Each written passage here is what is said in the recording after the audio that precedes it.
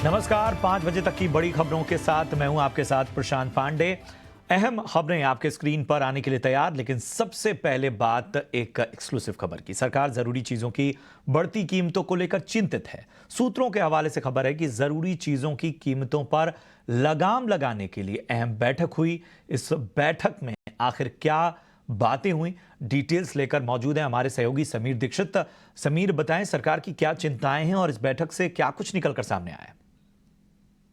महंगाई के मोर्चे पे सरकार सतर्क है और चिंतित भी नजर आ रही है। यही वजह है कि एसेंशियल कमोडिटीज़ की कीमतों को लेकर के सरकार इस वक्त जितने भी स्टेक होल्डर्स हैं उनके साथ लगातार बैठकें कर रही है। सरकार का मकसद यही है कि चाहे दाल हो, चीनी हो, चावल हो, इनकी कीमतों को स्थिर रखा जा सके, काबू में रखा जा सके। सूत्रों की माने तो कंज्यूमर अफेयर्स सेक्रेटरी ने पल्सेस दालों के जो अहम स्टॉक होल्डर हैं, मसलन जो इंपोर्टर हैं, ट्रेडर, रिटेलर या होलसेलर हैं, उनके साथ में एक अहम बैठक करी। सीधा संदेश यही दिया गया कि जितनी भी प्रिस्क्राइब्ड लिमिट है स्टॉक करने की, उससे ज़्यादा अगर आप स्टॉक होल्ड करते हैं तो एक्शन लिया जाएगा। यही नहीं, जो स्टॉक आपके पास उपलब्ध है उसको आपको सरकार को सूचित करना होगा गवर्नमेंट पोर्टल के जरिए हर शुक्रवार को। सरकारी अधिकारी लगातार सरप्राइज चेक भी कर रहे हैं। पोर्ट में भी लगातार इस तरह के चेक सरकार की तरफ से किए जा रहे हैं।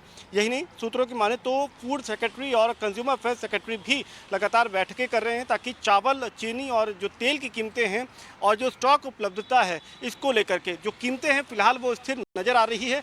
सरकार का ये दावा है, उनका मत है कि फिलहाल ये कीमतें स्थिर रहेंगी, विशेषकर त्योहारी सीजन में। लेकिन ऐसे में जब केंद्र सरकार आगामी आम लोकसभा चुनाव की तरफ बढ़ रही है तो कोई चूक नहीं रखना चाहती है। यही वजह है कि महंगाई के लिए सरकार लगातार ताबड़तोड़ बैठकें कर रही है।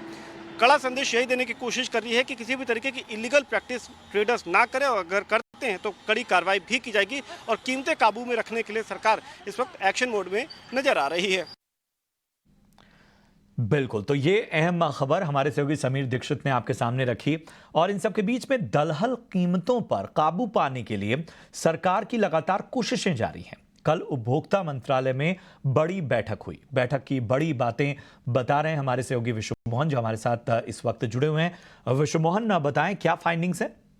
देखिए, उपभोक्ता मंत्रालय के जो सचिव है रोहित सिंह, वो वहाँ बैठक में शामिल थे। इसके अलावा देश में जितने भी पल्सेस से, दालों से जुड़ी हुई जितनी संस्थाएं हैं, ट्रेडर्स हैं, कारोबारी है, स्टॉकिस्ट है, मिलर्स है, वो सब उस बैठक में शामिल थे। और एक सरकार का यही कहना था कि दालों की जमाखोरी को बिल्कुल बर्दाश्त नहीं किया जाएगा। जो भी दालों का स्टॉक्स है उन्हें हर हफ्ते उन्हें जारी करना पड़ेगा, पोर्टल के जरिए उन्हें बताना पड़ेगा कि कितना उनके पास स्टॉक है। साथ ही इंपोर्ट पर भी उनकी सख्त नज़र है, क्योंकि इंपोर्ट के जरिए जो इंपोर्टर्स है, जो माल जो मंगवा रहे हैं, वो भी माल बाजार पे पूरी तरह से आ नहीं रहा है। इस बात का डर सरकार को है। सरकार ने ये भी हिदायत दी है कि अगर वो पूरी तरह से इंपोर्टेड माल बाजार में नहीं दिखते हैं तो वो इंपोर्ट पर अधिकतम ड्यूटी भी लगा सकती है, चाहे वो अफ्रीका से आने वाला तुअर हो या फिर म्यांमार से आने वाला तुअर हो, इस पर अधिकतम ड्यूटी लगाई जा सकती है। तो सरकार पूरी तरह से यही कोशिश कर रही है कि तुअर के दाम जो तेजी से बढ़े हैं और पिछले 1 साल से ऊपर में ही है, उसको कैसे कम किया जाए, ये सरकार लगातार कोशिश कर रही है। और इंडस्ट्री को पूरी तरह से ये मैसेज जा चुका है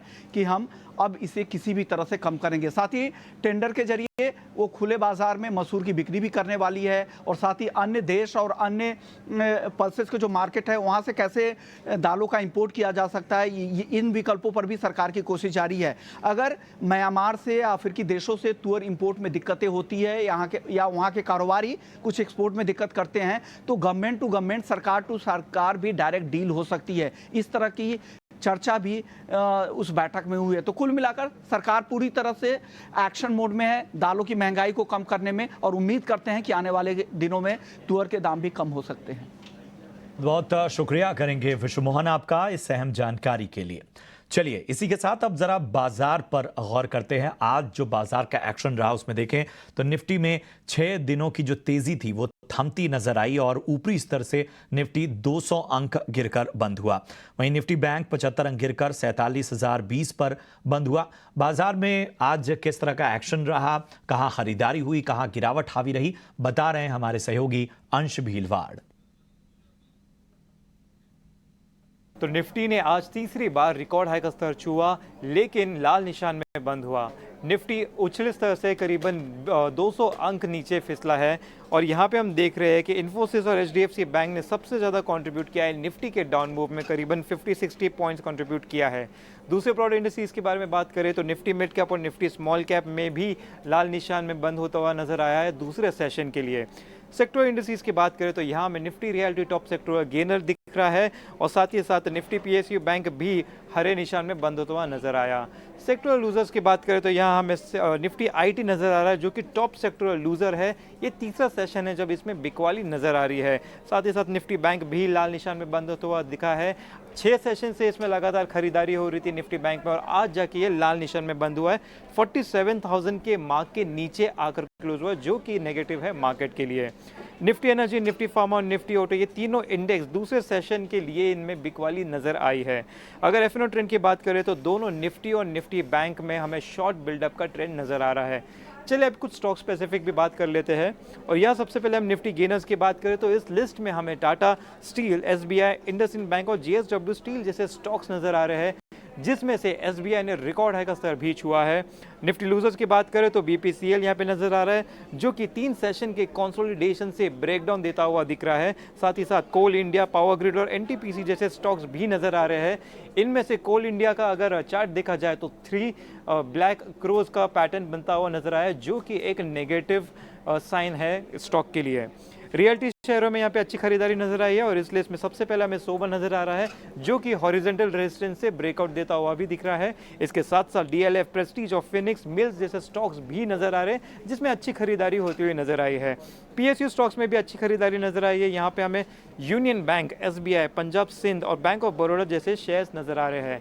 अब कुछ बिकवाली वाले शेयर्स की भी बात कर लेते हैं और यहाँ हमें आईटी इंडेक्स में बिकवाली नजर आई है जिसमें एम्फोसिस, पर्सिस्टेंट, इन्फोसिस और विप्रो जैसे स्टॉक्स नजर आए हैं। आखिर में हम एनर्जी स्टॉक्स पर भी बात कर लेते हैं, इसमें भी भारी बिकवाली दिखी है और यहाँ पे हमें बीपीसीएल, कोल इंडिया, इंडियन ऑयल और एनटीपीसी जैसे स्टॉक्स नजर आए हैं। बहुत बहुत शुक्रिया करेंगे अंश आपका इस अहम जानकारी के लिए। और अब यूरेका फोर्ब्स से जुड़ी बड़ी खबर जो लेकर जुड़ चुकी हैं हमारी सहयोगी शेरिल डिसूजा। शेरिल, बताएं यूरेका फोर्ब्स को लेकर क्या अहम खबर है आपके पास?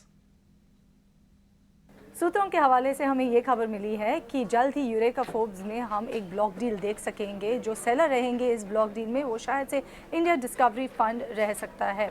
अगर आप बीएसई की शेयर होल्डिंग देखेंगे तो इंडिया डिस्कवरी फंड के पास 7.42% स्टेक है यूरेका फोर्ब्स में। जो सूत्रों के हवाले से हमें ये भी खबर मिल रही है कि 700 से 750 करोड़ के आसपास की ये ब्लॉक डील साइज़ हो सकती है और जो लार्ज डोमेस्टिक इन्वेस्टर्स हैं उन लोग वो एक्चुअली पिकअप कर सकते हैं ये जो स्टेक यूरेका फोर्ब्स की है।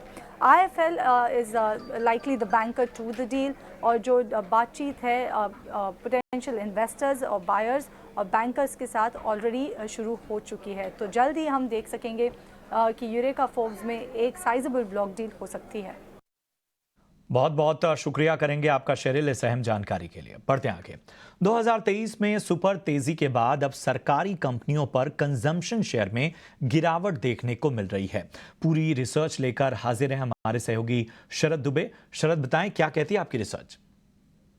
जी बिल्कुल, हमारी एनालिसिस पे 2023 के जो सबसे अच्छे रिटर्न्स आए थे सेगमेंट्स के और अब जो करेक्शन आई है उनके रीसेंट हाई से उन स्टॉक्स पे हम फोकस करेंगे। सबसे पहले आते हैं कंजम्पशन स्टॉक्स। इन पे फोकस करें तो ज्योति लैब, सफारी इंडस्ट्रीज़ और पॉलीकैब जैसे स्टॉक्स ने जो इन्वेस्टर्स को 2 गुना से ज़्यादा का रिटर्न्स दिया 2023 में। लेकिन अब जो है रीसेंट करेक्शंस देखने मिली है जहाँ पे स्टॉक्स में 10% से ज़्यादा का गिरावट जो है हमें देखने मिला है। अब ऑफकोर्स ज्योति लैब्स और सफारी इंडस्ट्रीज जो है कंजम्पशन पैटर्न में जो है थोड़ी वीकनेस देखने मिली और याद रखिए तीसरे तिमाही में भी most of the consumption companies की कमेंट्री भी उतनी स्ट्रॉन्ग नहीं आई है और इम्पॉर्टेंटली जो फेस्टिव सीजन रहता है उसमें एक डिले देखने मिला है, इसके लिए वो कैप्चर Q3 नंबर्स में नहीं हो पाए हैं, उसके कारण स्टॉक्स में करेक्शन भी आया है। शू सेगमेंट में 2 स्टॉक्स हैं, मेट्रो ब्रांड्स और खादिम इंडिया, जहां पे करेक्शन देखने मिला। लेकिन 2023 में जो इन्वेस्टर्स को हैंडसम रिटर्न्स आए। और वहीं अगर हम बात करें FMCG पैक में तो 2 स्टॉक आते हैं सामने, एक है इमामी और एक है दिग्गज कंपनी ITC, जहां पे स्ट्रॉन्ग रिटर्न्स जो है लगभग 30 से लेकर 40% तक देखने मिले हमें 2023 में। लेकिन अब जो है गिरावट और थोड़ी करेक्शन आई है।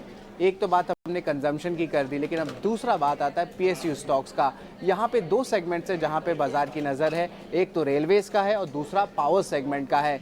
यहाँ पे REC, PFC और IRFC जैसे स्टॉक्स में इन्वेस्टर्स को 3 गुना रिटर्न्स जो है दिया है, और इसके अलावा मझगांव RVNL में भी अच्छी तेज़ी आई है। पर अब जो है थोड़ी करेक्शंस देखने मिली है और ये स्टॉक्स अपने रीसेंट हाई लेवल से जो है 10% से ज़्यादा की गिरावट देखने मिली है।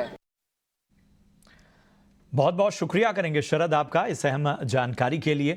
चलिए अगली खास खबर की ओर बढ़ते हैं। बाजार में ट्रेडिंग टाइम बढ़ाने को लेकर एक्सक्लूसिव खबर सामने आ रही है। क्या है ये पूरी खबर, बताने के लिए अंकुर मिश्रा हमारे साथ जुड़ चुके हैं। अंकुर, बताएं, ट्रेडिंग टाइम बढ़ाने को लेकर कोई भी अपडेट होती है उस पर सबकी निगाहें रहती हैं, क्या नई खबर है? जी हाँ, सूत्रों की माने तो BSE ब्रोकर्स फोरम ने अभी तक मार्केट का ट्रेड टाइम बढ़ाने पर अपनी सहमति नहीं दी है। इनफैक्ट कुछ जो ब्रोकर्स हैं वो अभी भी इसके समर्थन में नहीं है। हालांकि आधिकारिक रूप से अभी BSE ब्रोकर्स फोरम ने इस पे अपना व्यू नहीं बनाया है और हमें सूत्र ही बता रहे हैं कि कुछ दिनों में ये बोर्ड बैठक पे इस पर विचार हो पाएगा। आपको हम याद दिला दें कि इंडस्ट्री स्टैंडर्ड फोरम को, सेबी को अपनी राय देनी है मार्केट ट्रेड टाइम एक्सटेंशन पर, और ये जो राय है वो इस महीने के अंत तक देनी है। ये इंडस्ट्री स्टैंडर्ड फोरम में जो 3 मेजर पार्टिसिपेंट्स हैं उनमें है BSE ब्रोकर्स फोरम, CPAI और NSE की जो ब्रोकर्स फोरम है एनमी। हालांकि CPAI और एनमी ने इस पर सहमति दे दी है कि मार्केट का ट्रेड टाइम बढ़ाया जाए, लेकिन BSE ब्रोकर्स फोरम की अभी भी सहमति आना बाकी है। अब ज़रूरी ये होगा कि जिस तरीके से मार्केट रेगुलेटर चाहता है कि ब्रोकर्स में एक कंसेंसस हो पहले, उसके बाद ही इस पर फैसला लिए जाए। ये इम्पॉर्टेंट होगा कि सभी ब्रोकर्स इस पर एक राय बनाएं और उसके बाद सेबी को ये प्रपोजल सबमिट करें। आपको याद होगा कि NSE ने ये आइडिया मूट किया था कि शाम को एक एक्सटेंडेड ट्रेडिंग सेशन होना चाहिए FNO के लिए, जहां पर डेरिवेटिव्स में ट्रेडिंग हो सके, और जिस तरीके से US मार्केट फंक्शन करते हैं उसमें एक अपॉर्चुनिटी मिले इन्वेस्टर्स को हेज करने की और ट्रेड करने की। लेकिन ये जो आम सहमति है उस पर अभी भी बनना बाकी है, और देखना ये होगा कि BSE ब्रोकर्स फोरम आगे जाकर इस पर क्या रुख अपनाता है, क्योंकि सेबी की तरफ से ज़रूर 11:30 बजे तक एक मंजूरी है, ब्लैंकेट मंजूरी दी हुई है रेगुलेटर ने कि आप ट्रेड टाइम बढ़ा सकते हैं, लेकिन जब तक इंफ्रास्ट्रक्चर तैयार नहीं हो जाता, सभी जो इंटरेस्टेड मार्केट पार्टिसिपेंट्स हैं वो एक साथ नहीं आ जाते, तो इस पर सेबी की मंजूरी नहीं आएगी। चले बढ़ते हैं आगे। बैंक अश्योरेंस चैनलों के मिस सेलिंग पर रोक लगाने के लिए IRDA जल्द ही दिशा निर्देश लाने जा रहा है। ET नाउ को सूत्रों से पता चला है कि नई गाइडलाइन से पॉलिसीज की बिक्री में पारदर्शिता आएगी। ज्यादा जानकारी दे रहे हैं हमारे सहयोगी अनुराग शाह। मिस सेलिंग की जो शिकायतें हैं लगातार बढ़ती जा रही है। जो इंश्योरेंस पॉलिसी को बेचा जाता है बैंक एश्योरेंस के जरिए, यानी जो बैंक ब्रांचेज पर इंश्योरेंस पॉलिसी ऑफ़र की जाती है या बैंक के जरिए जो इंश्योरेंस प्रोडक्ट ऑफ़र किए जाते हैं, वहाँ पर हाल फिलहाल के अंदर देखा है कि मिस सेलिंग की शिकायतें काफ़ी बढ़ी है। इंश्योरेंस ऑम्बुड्समैन के पास शिकायतें बढ़ी है, इंश्योरेंस रेगुलेटर के पास शिकायतें बढ़ी, और शिकायतों में यही कहा जाता है कि पॉलिसी बेचते वक्त उन्हें सभी जो शर्तें हैं वो सही से नहीं बताई गई थी। तो इसी सिलसिले में इंश्योरेंस रेगुलेटर नए गाइडलाइंस लाने की तैयारी में है, जहां पर वीडियो वेरिफिकेशन को मैंडेटरी किया जाएगा। अभी तक इंश्योरेंस कंपनियां वीडियो या ऑडियो वेरिफिकेशन करती है, लेकिन वो मैंडेटरी नहीं है, चुनिंदा कंपनियों के द्वारा ही ये किया जाता है। यानी जो पॉलिसी से जुड़ी हुई जो तमाम डिटेल्स हैं वो पॉलिसी होल्डर्स को बताई जाएगी, उसका वीडियो रिकॉर्डिंग होगा और वो उस वीडियो वेरिफिकेशन उसको कहा जाएगा। इसके अलावा जो लाइफ इंश्योरेंस पॉलिसी में है वो तमाम शर्तें पॉलिसी होल्डर्स को विस्तार से बताई जाएगी। इसके अलावा जो बैंक ब्रांचेस के द्वारा, बैंक एश्योरेंस के द्वारा जो पॉलिसियाँ बेची जाएगी उसका ऑडिट भी होगा रेगुलर इंटरवल पे, जिससे कोई फिक्स टारगेट का बोझ नहीं हो बैंकों के ऊपर, बैंक ब्रांचेस के ऊपर, क्योंकि अमूमन देखने में यही आया है कि बैंकों के ऊपर फिक्स टारगेट का बोझ होता है और उसी वजह से पॉलिसी होल्डर्स को या जो ग्राहक है बैंक के, उनको पॉलिसी मिस सोल्ड हो जाती है, गलत पॉलिसी बेच दी जाती है, तो इसका भी ऑडिट किया जाएगा। तो ये तमाम जो है नए गाइडलाइंस है वो इंश्योरेंस रेगुलेटर IRDA लेके आ रहा है, और हाल के दिनों में भी कंज्यूमर अफेयर मंत्रालय के द्वारा भी एक सुझाव दिया गया था वित्त मंत्रालय को कि जो भी सेल्स पिच होती है एजेंट्स के द्वारा उनकी रिकॉर्डिंग रखी जाए, जिससे ये पता रहे कि जो एजेंट्स के द्वारा आपको पॉलिसी बेचते समय क्या क्या बातें कही गई है, क्योंकि शिकायतों में यही बताया गया था कि पॉलिसी बेचते वक्त केवल अच्छी बातें बताई जाती है, बाकी डिटेल्स नहीं बताई जाती है। तो उसी कड़ी में वित्त मंत्रालय के द्वारा सुझाव जो है वो रेगुलेटर को भेजे गए थे और रेगुलेटर नए नियम लेके आ रहा है जहां पर वीडियो वेरिफिकेशन जरूरी होगा। बिल्कुल, तो लगातार एक्शन में इरडा और बहुत सारे रिफॉर्म्स इंश्योरेंस और पॉलिसीज को लेकर आ रहे हैं और उस पर हमने कुछ दिन पहले एक खास सेगमेंट भी किया था। चलिए यहाँ रुकेंगे एक छोटे से ब्रेक के लिए। ब्रेक के उस पार हम आपके लिए एक बेहद खास सेगमेंट लेकर आएंगे और वो सेगमेंट आम निवेशकों से जुड़ा हुआ है। तो ब्रेक के बाद वो खास सेगमेंट देखना मत भूलिए, आप बने रहिए हमारे साथ।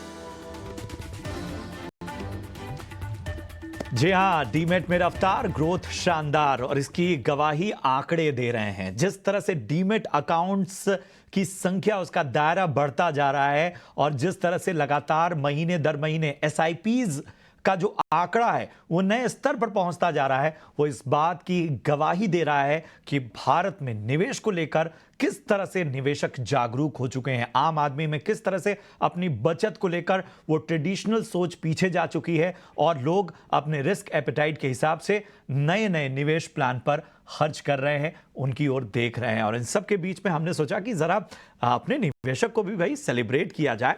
तो आज इसीलिए ये खास सेगमेंट हम लेकर आए हैं और इस चर्चा में बेहद खास मेहमान हमारे साथ जुड़ रहे हैं। जाने माने mutual fund expert Vishwajeet Parashar साहब हमारे साथ इस चर्चा में शामिल होंगे। विश्वजीत सर, बहुत बहुत स्वागत। और आप तो लगातार खुशी होंगे ये आंकड़े देख के। मैं आऊंगा आपके पास चर्चा के लिए, लेकिन जरा हमारे सहयोगी शरद दुबे के पास चलते हैं, क्योंकि दर्शकों को जरा हम बताएं कि आखिर ये चर्चा क्यों जरूरी है, आखिर ऐसा क्या हुआ है। शरद, जरा बताएं। बिल्कुल, डीमैट अकाउंट एडिशंस और डीमैट अकाउंट्स होते हैं जो हमें बताते हैं और मेजर करते हैं कि रिटेल पार्टिसिपेशन कैसे बढ़ी है। ओवर द इयर्स जो है डीमैट अकाउंट एडिशंस जो है अपने रिकॉर्ड हाई लेवल्स पे आए हैं और इसके कारण जो इन्वेस्टर सेंटिमेंट होती है उसमें भी अच्छी इंप्रूवमेंट देखने मिली है। बाजार भी अपने रिकॉर्ड हाई लेवल्स पे रहते हैं। जनवरी तक का डेटा तो हमने निकाला है और यहाँ पे है जो डीमैट अकाउंट एडिशंस आई हैं वो लगभग 12% मंथ ऑन मंथ बेसिस पे ग्रोथ देखने मिला है और जो टोटल डीमैट अकाउंट्स हैं यहाँ पे लगभग 14 करोड़ के आंकड़े के ऊपर है। कुछ अहम रीजंस हैं जिसके कारण डीमैट अकाउंट एडिशंस में जो है बहुत इंटरेस्ट आ रही है और स्पेशली B30 सिटीज़ यानी कि जो टॉप 30 सिटीज़ के अलावा जो रीजन्स होते हैं वहाँ पे जो है डीमैट एडिशन जो है हमें स्ट्रॉन्ग देखने मिली है। और हमारी जो बातचीत हुई है चैनल चेक से, वहाँ से पता चल रहा है कि आपके जो नॉन वेस्ट और नॉन साउथ मार्केट्स, जो नॉर्थन मार्केट्स है, वहाँ पे सबसे ज़्यादा डीमैट अकाउंट एडिशंस देखने मिला है। ऑफ कोर्स मार्केट्स तो अपने रिकॉर्ड हाई लेवल्स पे है ही, लेकिन प्राइमरी मार्केट्स में भी एक अच्छी मूवमेंट देखने मिल रही है। बहुत सारे IPO खुल रहे हैं। हमारी जो मैक्रो कंडीशंस है उसमें भी बहुत एक अच्छी स्ट्रेंथ देखने मिल रही है। और हाल ही में इंटरिम बजट आया था, वो भी जो था एक प्रूडेंट इंटरिम बजट था, पॉपुलिस्ट बजट नहीं था। और इम्पॉर्टेंटली देखा जाए तो एक स्टेबल गवर्नमेंट का एक्सपेक्टेशन है बाज़ार का, तो उसके कारण भी जो है बाज़ार में तेज़ी देखने मिल रही है।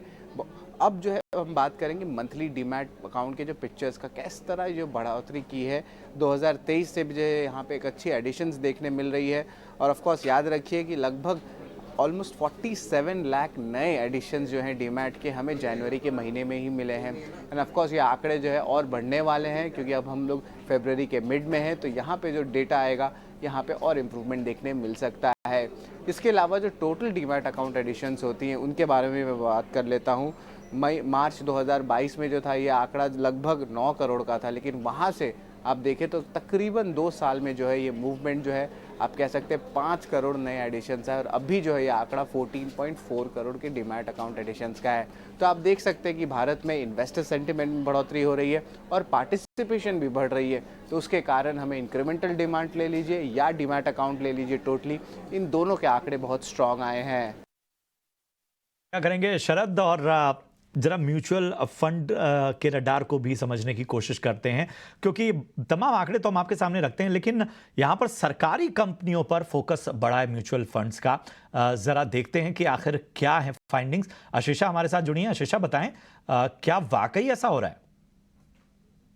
हाँ, सबसे पहले डोमेस्टिक क्यूज की बात करते हैं तो S&P ग्लोबल मैन्युफैक्चरिंग PMI का डेटा आता हुआ नजर आएगा, जिस पर फोकस रहेगा। इसके साथ ही साथ RBI के मॉनेटरी पॉलिसी कमेटी के मीटिंग भी के मिनट्स भी आएंगे, तो इंटरेस्ट रेट किस डायरेक्शन में चल रहा है उस पर भी कुछ कमेंट्री आती हुई नजर आएगी। इसके अलावा कॉर्पोरेट एक्शन की बात करें तो मैस फाइनेंशियल की सबसे पहले बात करते हैं, तो उन्होंने बोनस अनाउंस किया था 2:1 के रेशियो में। कल वो एक्स बोनस चला जाएगा। हमारे पास समय कम है, इसलिए थोड़ा सा हमको अपने गेस्ट के पास जाना पड़ेगा, और तमाम जो डेटा है वो हम अपने दर्शकों को दिखाएंगे। विश्वजीत सर, जैसा मैंने कहा, खुश तो बहुत होंगे आप।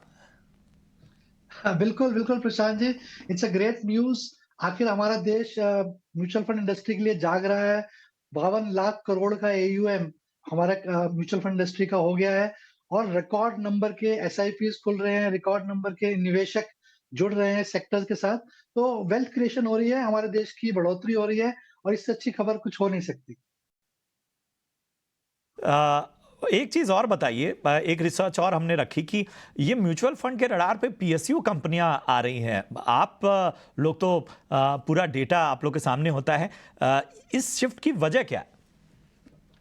देखिए प्रशांत जी, ये सेक्टर स्पेसिफिक है, क्योंकि अगर आप जब भी मार्केट में ग्रोथ देखते हैं तो कोई ना कोई सेक्टर्स पॉजिटिव होते हैं। तो अगर आप देखें तो इंडियन मार्केट जो है PSU कंपनीज, चाहे वो डिफेंस की है या फिर और जितनी भी एनर्जी रिलेटेड कंपनीज हैं, उनमें रिकॉर्ड नंबर का बिजनेस ग्रोथ हो रहा है। तो जहां पे बिजनेस ग्रो होगा वो सेक्टर ऑटोमेटिकली ग्रो करता है। और म्यूचुअल फंड के रडार पे जहां पे रिटर्न्स अच्छे बन सकते हैं, फंड मैनेजर्स लगातार इस पे जांच रखते हैं कि कौन से सेक्टर से ग्रोथ अच्छी आ सकती है, कहाँ से नंबर ऑफ रिटर्न्स बढ़ सकते हैं, तो ऑटोमेटिकली वो उस सेक्टर की तरफ ज्यादा फोकस करते हैं। तो PSU सेक्टर भी उन्हीं में से एक सेक्टर है, जहां पे हमने देखा कि बहुत सारे स्टॉक्स ने और PSU फंड्स ने कभी 80%, 90% की रिटर्न्स भी दिए हैं। तो जब रिटर्न्स अच्छे आ रहे हैं और सेक्टर अच्छा परफॉर्म कर रहा है, तो ऑब्वियसली फोकस वहां पे ऑटोमेटिकली चला जाता है। जरा विश्वजीत सर, ये बताइए कि आप तो छोटे शहरों, Tier 2, Tier 3 सिटीज, मेट्रो शहरों, सभी तरह के निवेशकों के टच में होंगे। कुछ ट्रेंड बदल रहा है क्या? वाकई हम देख रहे हैं कि कोरोना के दौरान लोगों में फाइनेंशियल जागरूकता ऐसी आई है कि लोग अब ट्रेडिशनल सेविंग मेथड से अलग म्यूचुअल फंड्स और बाकी तौर तरीकों की ओर ज्यादा देख रहे हैं, इक्विटी की ओर ज्यादा देख रहे हैं?